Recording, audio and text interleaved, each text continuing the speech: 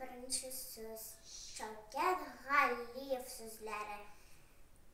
Bir so'zda bo'lmagan chaqda ko'p so'z o'ylab chiqargan. Nishib bittadir etib ismlar qo'shib bargan. Nishib bo'ri demagan u qo'yan degan qo'yanga shigarlar edi qo'yanlar bo'rilarni quvarga. Olmani olma degan bit so'g'an deb qo'ymagan. Boshda oshab qaragandir, andari o'ylagan. Tumshuqda akkingina tambiq deb turgandir.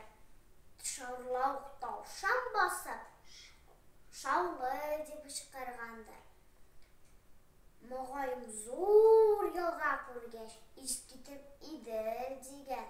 Cheksiz o'rmonlar qirlarni yoratib ilim degan. In bir aytdimikan ne deya oshsa kelib uyangash dashgandir.